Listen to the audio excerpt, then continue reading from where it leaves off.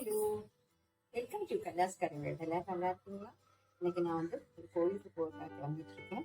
அதுக்கு என்ன, இந்த கேரளாவில் ரொம்ப ஃபேமஸான ஒரு கோயில் ஆண்டிகால் டெம்பிள்னு சொல்லுவாங்க. இங்கே சொல்லுது பெண்களுடைய சபரிமலை அப்படின்னு சொல்லுவாங்க. ஸ்ரீகளுடைய சபரிமலான்னு சொல்லுவாங்க. ஸ்ரீகளும் பெண்களும் மீன். அப்போ பெண்களுடைய சபரிமலான்னு சொல்லுவாங்க. அந்த ஃபெப்ரவரியில் அது பொங்கால ஆண்டிகால் பொங்காலான ஸ்டேஷன் ரொம்ப ஃபேமஸ். அது ஃபெப்ரவரியில் வருது. ஓகே, அப்போ அந்த கோயிலுக்கு தான் நான் போகிறேன். ஆனால் உங்களை வீடியோலாம் எடுத்ததுக்கு அலோவ் பண்ண மாட்டாங்க. வெளியில் முடிஞ்சால் எடுத்து காட்டுறேன். ஓகே, இப்போ நான் போயிட்டு வந்துட்டு நான் வீடியோக்குள்ளே போகிறேன். இன்னைக்கு நல்ல டேஸ்டியான ஒரு ரெசிபி தான் பண்ண போகிறேன். ஓகே, அப்போ நாம் இன்னைக்கு பண்ணக்கூடிய ரெசிபிக்காக நான் இந்த மாதிரி ஒரு பீஸு பரங்கிக்காய் பூசணிக்காய் எடுத்துருக்கிறேன். இதை நல்லா கட் பண்ணிடலாம். பிகினர்ஸுக்காக தான் இதை காட்டுறேன். இது எல்லாருக்கும் தெரிஞ்ச விஷயந்தான். இந்த மாதிரி கட் பண்ணிவிட்டு அதில் நடுவில் இருக்கக்கூடிய அந்த போர்ஷனை கட் பண்ணி மாற்றிடலாம்.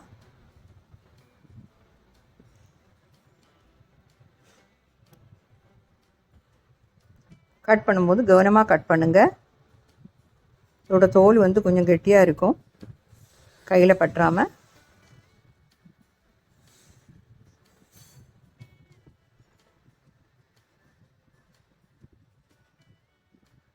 இது நல்ல சத்தான ஒரு வெஜிடபிள்.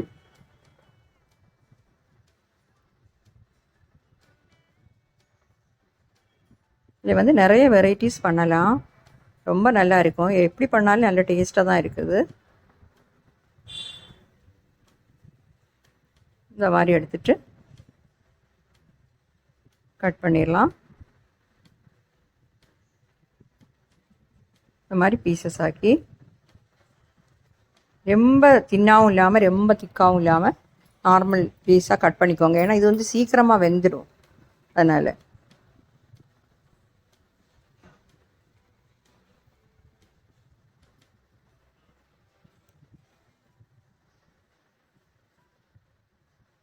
இந்த மாதிரி கட் பண்ணிக்கலாம்.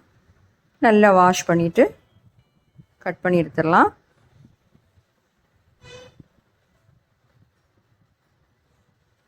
எல்லாத்தையுமே நான் இப்படி பண்ணுறேன். பார்த்தீங்களா, எல்லாத்தையுமே கட் பண்ணிட்டேன். எல்லாம் வாஷ் பண்ணியாச்சு. இப்போ இதுக்காக ஒரு கடாய் சுடு பண்ண வைக்கலாம். 2 ஸ்பூன் ஆயில் சேர்த்துக்கோங்க. நான் தேங்காய் எண்ணெய் தான் சேர்க்குறேன். உங்களுக்கு ஏது ஆயில் விருப்பமோ அதையே நீங்கள் சேர்த்துக்கலாம். இப்போ எண்ணெய் கொஞ்சம் சூடாகட்டும்.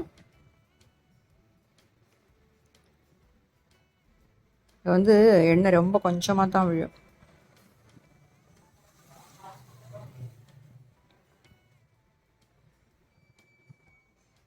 எண்ணெய் சூடாகிடுச்சு. ஒரு 1/2 டீஸ்பூன் கடுகு சேர்த்துடலாம்.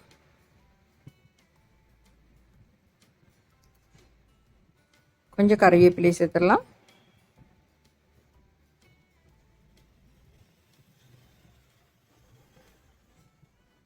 கடுகு நல்லா வெடித்ததும் நம்ம கட் பண்ணி வச்சுக்கக்கூடிய இந்த பூசணிக்காய் அதில் போட்டுடலாம். தண்ணியெல்லாம் இதுக்கு சேர்க்க வேண்டிய தேவையில்லை.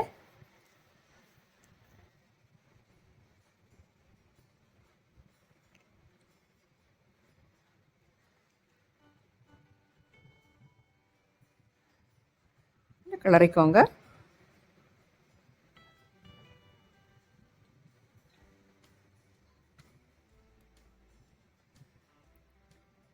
கொஞ்சமாக சால்ட் சேர்த்துருக்கலாம். பார்த்துட்டு வேணுன்னா திருப்பி போட்டுக்கலாம்.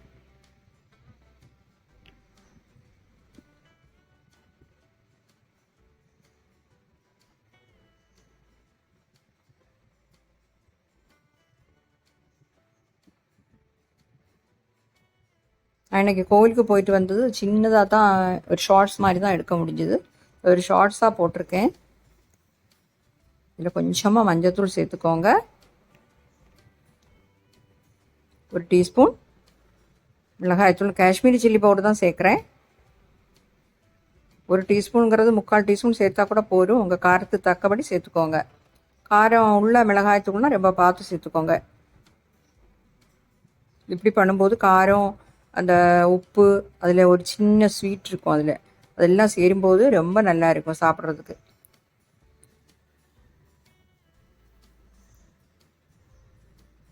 ஒரு தயிரும் இந்த மாதிரி இந்த ஒரு பொரியலும் இருந்தாலே சாப்பிட்றலாம். இங்கே நாங்கள் பொரியல் சொல்லுவோம், மலையாளிஸ் வந்து மெழுக்கு விரட்டின்னு சொல்லுவாங்க. ஆனால் தேங்காயெல்லாம் சேர்க்கறது இல்லை.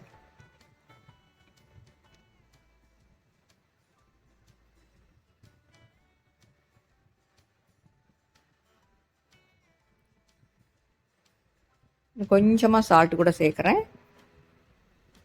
சால்ட்டு காரம் எல்லாம் கரெக்டாக இருந்தால் தான் அந்த பொரியலே நல்லா இருக்கும், கொஞ்சம் உரப்பாக இருக்கும். ஓகே, இதை வந்து லோ ஃப்ளேமில் வச்சு மூடி போட்டு வேக வைக்கணும். 5 நிமிஷத்துலேயே வெந்துடும். 5 நிமிஷம் கூட தேவையில்லை. இடையில திறந்து பார்த்து கிளறி விட்டுக்கோங்க. லோ ஃப்ளேமில் வச்சிடலாம்.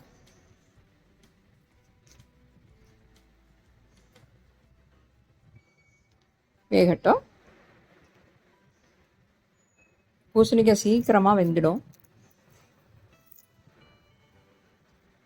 பாருங்கள், இப்போ திறந்து பார்க்கலாம். கிளறிட்டு திருப்பியும் மூடி வச்சு வேக வைக்கலாம். இப்படி இருக்கட்டும்.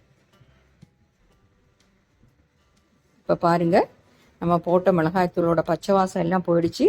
நம்ம போட்ட மிளகாய் உப்பு எல்லாமே அந்த பரங்கிக்காயில் நல்லா பிடிச்சிருக்கு.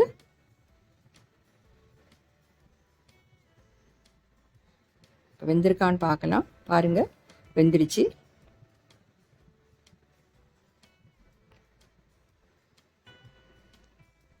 உங்களுக்கு டைம் ரொம்ப இல்லாத டைமில் இது வந்து சீக்கிரமாக பண்ணிடலாம். இது ஃப்ரைம் ஆஃப் பண்ணிவிட்டு ஒரு பிளேட்டில் மாற்றலாம். பாருங்கள், நல்லா கிடச்சிருக்கு. கட்டாயம் நீங்கள் ட்ரை பண்ணி பாருங்கள். பார்த்தா அடிக்கடி உங்களுக்கு பண்ண தோணும். அவ்வளோ நல்ல டேஸ்ட்டாக இருக்கும். Okay, thank you.